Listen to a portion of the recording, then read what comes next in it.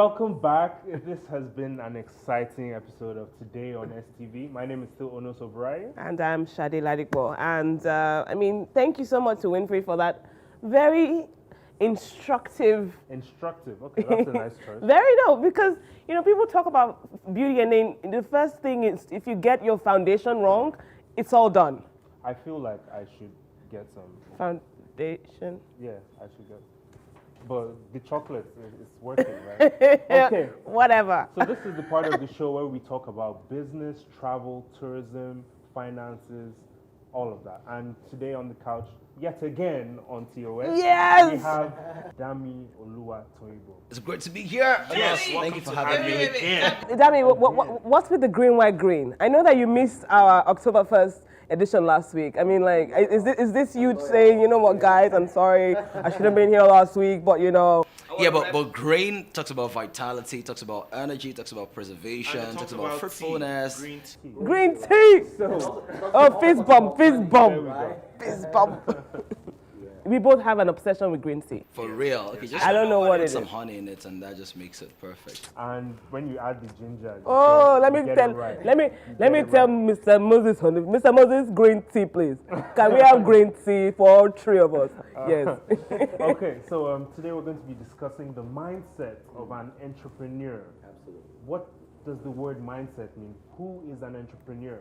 How do we bring those things together? How can we make this, this tasty pot? I like that. Very, very key concept. When you talk about mindset, I think that's one of the simplest words in the English dictionary because it's the mind and set, the way the mind is set, the orientation of the mind, the ideologies that govern your thought processes, your philosophies, your approach to life, your worldview. Yeah, and everybody has a mindset. Now, not everybody's mindset is healthy, right? Yeah. So every entrepreneur also has a mindset. So I think maybe the way we can rephrase the topic is the mindset of a progressive or successful entrepreneur. In other words, because there's some entrepreneurs that have the mindset of, let me just hammer and blow, even though you're not a carpenter, you want to hammer, right? And I like something Shadi said earlier about, the way you have it in makeup, the foundation has to be right. But can I take you a step further or behind, as the case may be?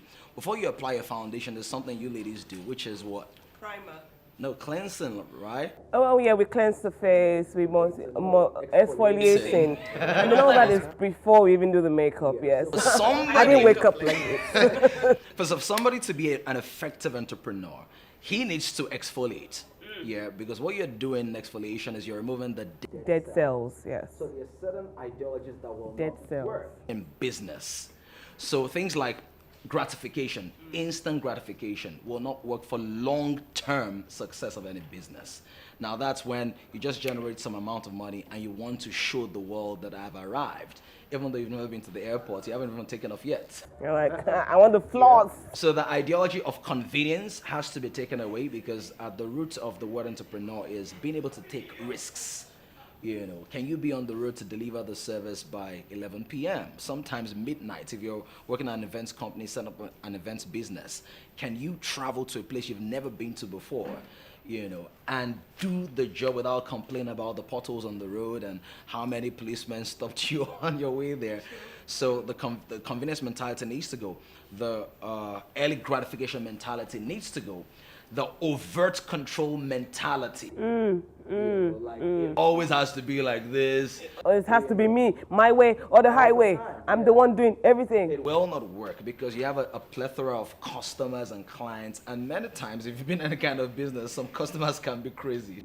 Okay, wait, Shade, you yourself are a bit of an entrepreneur. A bit? I've been doing business for almost 12 years. What would you say was your biggest stumbling block getting out of my own way? A lot of entrepreneurs, for me, I think that we are our first blockade. Yeah. We are the first RSS in our way. We get in our way because we don't want to concede control. Yes. It has to be, and if it revolves around you as a business person and that's for too long, it's going to become a mom and pop shop. You're right.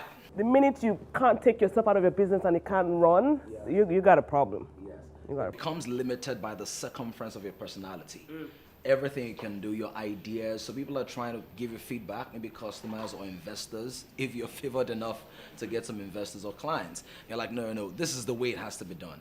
Now, if you have that kind of mentality, you will run a mom and pop shop. You will end up with a couple of millions if you're lucky, or even wind down.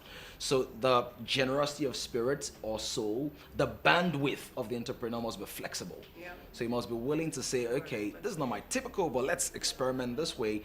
Let's test the market. Yeah. Okay, so there are people out there, fellow Nigerians like me, who want to know. I have business ideas that I've been working on for, I don't know, years. Yeah. And I'm ready to take that leap now to stand on my own. What is that first step I should take? I think one of the things In people terms want of to do is mindset. Yeah, How in should terms of I having- take in it? terms of having the right mindset. all right. There are two major ways to learn, either from mentors or mistakes. Yeah, and I like to put it this way: if you can't endure or don't benefit from the wisdom of a mentor, you will endure the pain of a tormentor. So life is going to torment you. You're going to lose some money. So the first step is find somebody who's already successful, preferably in that line of business. Which is not hard to do. Intern with them. Work for free. Read their material online. Be their PA, anything they want. Glean wisdom. And many times wisdom is not what you have in a textbook. It's just the way they respond to customers on the phone, the way they talk to their drivers, the way they talk to their service delivery personnel. All of those soft skills go a long way in shaping the mind of that person, so that eventually at some point, when you begin to run your own processes, those intangibles come into helping you to make the move. What if they cannot reach their mentor? For instance, my mentor is Richard Branson. Hey, if I find Richard Branson, I may not let go of his leg. So God knows, I just want me to find him. That's why I find it You so understand? that you wouldn't dismember him. Where did we find you? Anyway. So, what do you do when you can't find your mentor? When you can't? There's a big challenge many young people, particularly in Nigeria, make, and that is all they have. The mistake is your mentor is not always your role model. Yeah. So Richard Branson can be a role model, but not necessarily a mentor. I think that for you to have Has to be a one-on-one someone you have relationship. access to, I think access is one of the key things in mentorship. Alignment of values, dreams, ambitions, goals, that's key. But then do you have access to the person? Does the person know you? So the person ideally should know me, because I can technically say I have access to Richard Branson. He's very much on social media. He has several books that chronicle his life. Thousands of DMs every day. I mean, I don't for one instant think that I can do him a DM and he will remember and see it. Yeah. But I feel like I have access to his life. Yeah. If you pay attention enough, his personal life, his business life, he's put it out there. Yeah. So does he have to know me for him to be my mentor? Yes, because at the root of the word mentor is actually the name of a person. If you studied the story, yeah. What's the Mentor. story? So the brief version is one guy wanted his son to grow up a certain way, to become successful like somebody, and that person happened to be Mentor. That was the name of the guy. Oh, wow. Yeah, Okay. yeah. So the guy called Mentor took on this little boy and trained him, hands-on, engaged him, gave him tasks and responsibilities. And that's how the name was born. Mentor needs to have at least some personal touch points. But you can have an inspirer, you can have an influencer, you can have a role model, you can have somebody who challenges you, or a teacher. But a mentor needs to be preferably working in a similar context and environment. So sometimes we read all these business books by Donald Trump, and you want to run the same model in Nigeria, and you forget Donald that Trump, Donald child. Trump God. got a loan of $1 million, right, from his father. Now, how many Nigerians? I don't believe anything unless he releases his tax returns. I don't believe it. You don't believe any of his businesses have been But you need successful? somebody in the key thing is you need somebody in the similar name.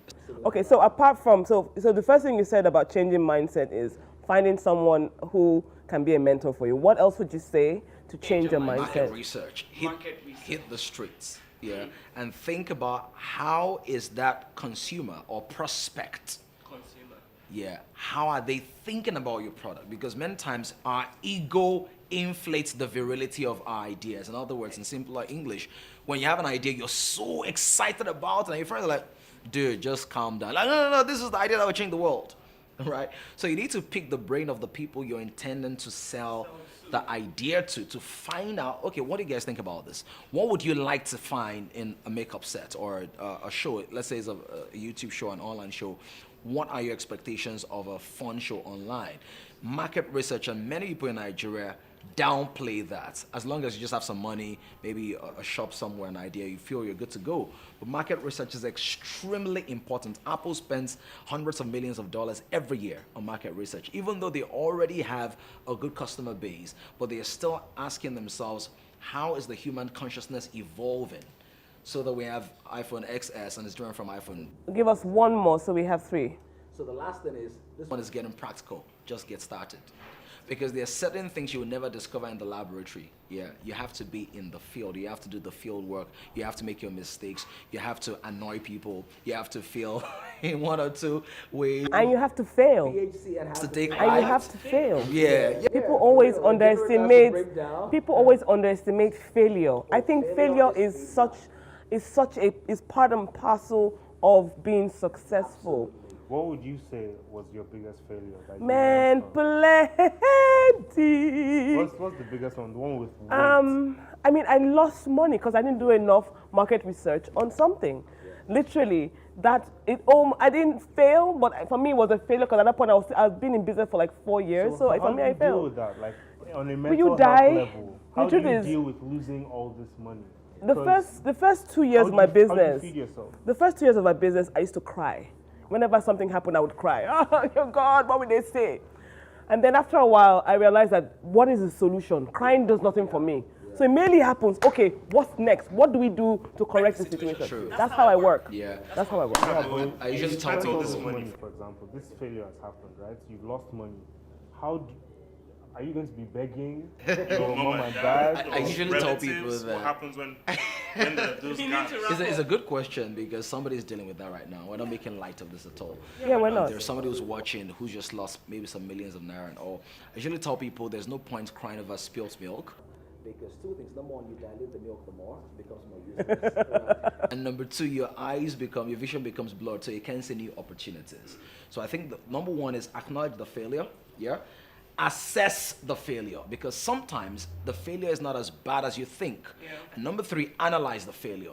What can I learn from what has happened? What would I do differently? And then who can I contact to buffer this failure and to help me out? Maybe give me a soft loan or low interest. Okay, so we need to take a break. But from what I've got today, you said for you to change your mindset as an entrepreneur, you need to find a mentor. Absolutely. You need to do your market research, and then you need to just get started, hit the ground running.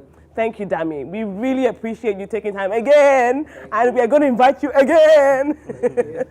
Thank you, Doctor. We'll be right back after the break.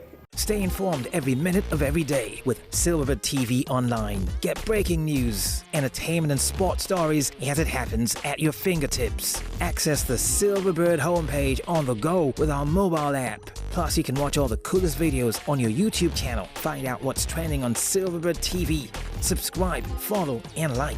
Silverbird TV on all our social media platforms. Silverbird Television, it's about entertainment.